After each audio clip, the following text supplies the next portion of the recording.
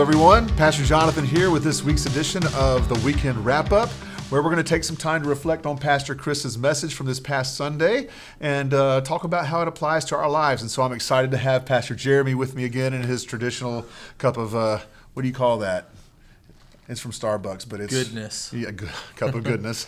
And but we're here today to spend some time together with you, and let's talk about this past Sunday's message from Pastor Chris. It was a great day. He talked about several things, and the main focus of it was Luke chapter 24 and the resurrection of Jesus. Yep. And so we want to ask you a question today. He in particular talked about in his message the fact that the resurrection of Jesus is personal and it requires faith.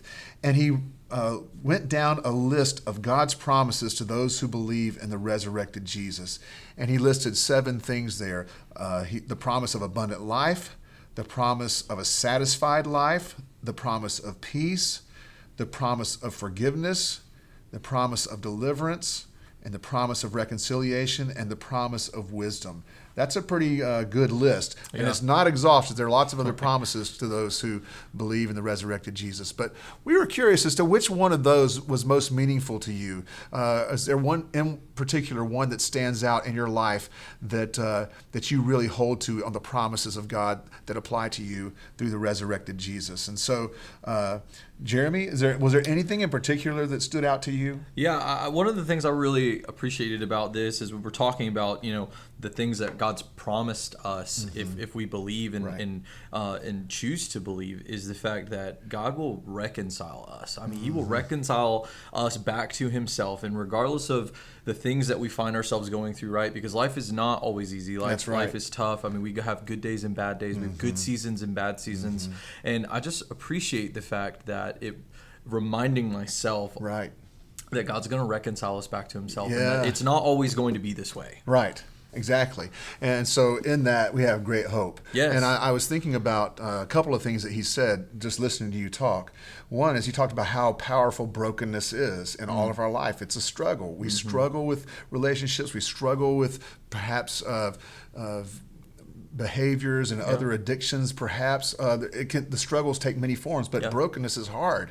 Yes. It hurts, and it leaves pain in our relationships with one another or with God, or just our own inner struggles. Right. Yet what the power of the resurrection is even more powerful than the brokenness, and it overcomes the brokenness in our life when we trust Christ and when we turn our lives over to Him. And He can reconcile us to one another. That's right. But first He reconciles us. Jesus reconciles us to God. And so to me, that's powerful. Brokenness, we all face it, but there is one hope, and it's Jesus. That's right. And He leads us past that brokenness into the power of the resurrection and helps us to overcome and be restored. Well, and it kind of brings me back, Jonathan, just to the question that Pastor Chris asked on Sunday was, why do you seek the living among the dead? And this idea that, we seek the living among the dead when we forget God's promises to us. Right. And, and when we forget, that's when we start looking to other things and maybe acting in different ways, or allowing these things to manifest themselves in our lives that are not of God. That's right. Because we are forgetting, and because I think sometimes, understanding that belief is a choice. Right. We have a choice to believe or not to believe. We have a choice to allow God to reconcile us back to Himself. We have a choice to believe in the promises of God every day, regardless of the season that we find ourselves in. Right.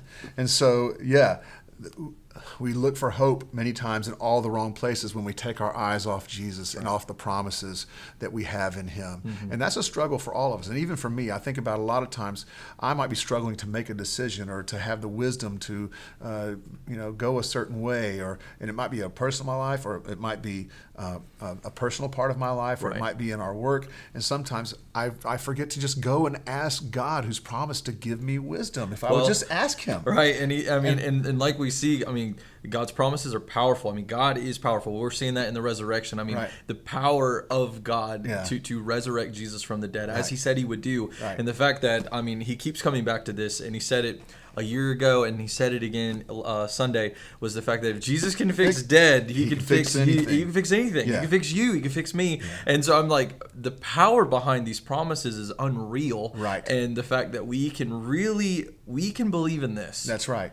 And that's where our hope lies. And so we go searching all these other places. We automatically are going to come back unfulfilled. That's right. And will be in despair until we turn to Jesus and trust Him. And so we're encouraging you that today. So what is it that is meaningful to you about that? Those promises of God. What comment for us and let us know what is meaningful for you.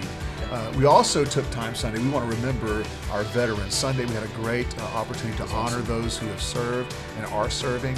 And of course, Thursday of this week, the 11th, is Veterans Day. We want to encourage you to take time to thank the veterans that you encounter in life and express your appreciation to them for what they've done for all of us.